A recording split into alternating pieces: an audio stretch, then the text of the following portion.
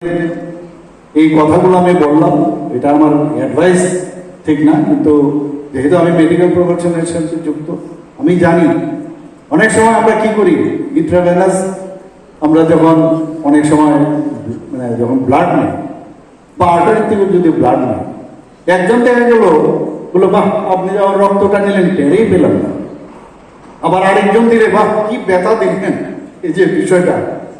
তো এটা কিন্তু টেকনিকের উপর আর নিজের কনফিডেন্স এবং মেন্টাল স্টেট অফ কন্ডিশন ওই সময় আপনার কি তার উপর নির্ভর করে।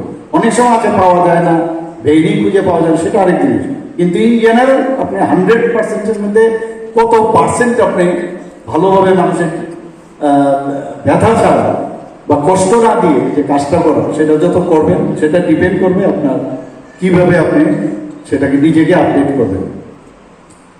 নার্সিং ট্রেনিং ইনস্টিটিউট 2023-24 যে শিক্ষাবর্ষ, সেখানে এই নার্সিং ট্রেনিং ইনস্টিটিউটকে আমরা গভর্নমেন্ট নার্সিং কলেজে আমরা আপগ্রেডেশন করেছি, 50 বিশিষ্ট এখনো চলছে সেটা। আমাদের 2023-24 শিক্ষাবর্ষ থেকে Tripura institute of paramedical science college and school of নার্সিংয়ে 40 আসনের একটা 40 আসনের জিএনএম কোর্স আমরা চালু করেছি। বিভিন্ন নার্সিং প্রতিষ্ঠানে BSc, MSc, post basic nursing এবং এএনএম, জিএনএম কোর্স প্রায় 275-টির মতো আমরা বাড়িয়েছি। 2023-24 শিক্ষাবর্ষ থেকে উদয়পুরও সেখানে এএনএম ট্রেনিং হতো আগে, সেটাকে আমরা আপগ্রেডেশন করছি 40 আসনে, সেখানে জিএনএম ট্রেনিং ইনস্টিটিউটে উন্নতি করেছি। কারণ ডিমান্ড রয়েছে বাজারে, শুধু স্টেটে না, অনেক সময় বলে যে নার্সিংয়ের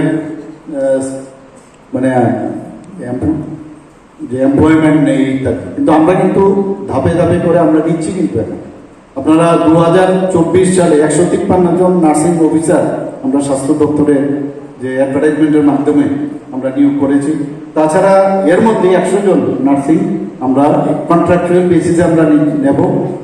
এবং আমি আপনাদের এসিওর করছি, যতগুলো আমাদের নতুন তো আবার পোস্ট ক্রিয়েট তো হবেই, পাশাপাশি যেগুলো ফিলিং করতে হবে সেগুলো আমরা করবো, সমস্যা নেই, আমরা করবো এগুলো।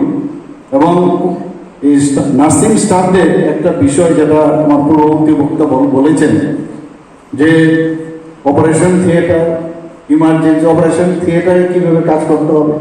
আবার বিভিন্ন জায়গায় অপারেশন থিয়েটারেও আজকে ধরুন আমার সাথে কেউ ধরুন ম্যাক্সিলোফেশিয়াল সার্জারিতে একটা সার্জারি হচ্ছে, তো আমার যে আর্মামেন্টারিয়াম বা আমার যে বায়োমেডিকেল যে এটা কিন্তু যারা আমার সাথে কাজ করবে তারাই বুঝবে কখন কোন জিনিসটা দিতে হবে। আমি তো রাইট হ্যান্ডে, অনেক সময় হাতটা বাড়াবো এসে যাবে, কোন সুচার লাগবে ও আগে নিজেই বুঝে দেবে, না সুচার ম্যাটেরিয়াল আমার এটা দিতে হবে। এই যে একটা কোঅর্ডিনেশন, তার জন্য আপনার ট্রেনিং দরকার। এর জন্য বলছেন অপারেশন থিয়েটারে যখন যে জায়গায় নার্সিং স্টাফদের দেওয়া হবে তাদের সেই আপডেট করার দরকার। এবং ইমার্জেন্সি লাইফ সাপোর্ট, একটা ইমার্জেন্সি লাইফ সাপোর্ট একটা বিরাট বিষয়। অনেক মানুষ আমরা যখন রিসাসিটেশন করি, অনেক মানুষ কিন্তু বেঁচে যায়, সেটা নার্সিং স্টাফ ওনারাও কিন্তু সেটা করতে পারে। আমরা facility based integrated management of neonatal and childhood illness সেটাও করছি। এবং আমরা এর মধ্যে দেখেছেন আইজিএম হসপিটালে আমরা ডেন্টালে অলরেডি 50 আসন বিশিষ্ট আমরা ডেন্টাল কলেজ আমরা খুলেছি, গভর্নমেন্ট ডেন্টাল কলেজ। 3rd ইয়ার চলছে, সামনের বছর ফাইনাল ইয়ার আসছে। এবং সেখানে 50 ছিল, সেটা এখন 63, যে আমাদের dental council of India MDC যেটা হয়েছে সেখানে 63 বেড়েছে। এজিএমসিতে 95 ছিল পোস্ট গ্রাজুয়েশন, এবং টিএমসিতে 18টি, এবং দুটো কলেজ মিলে এখন পর্যন্ত আমাদের 113 পোস্ট গ্রাজুয়েট কোর্সে পড়াশোনার সুযোগ পাচ্ছে।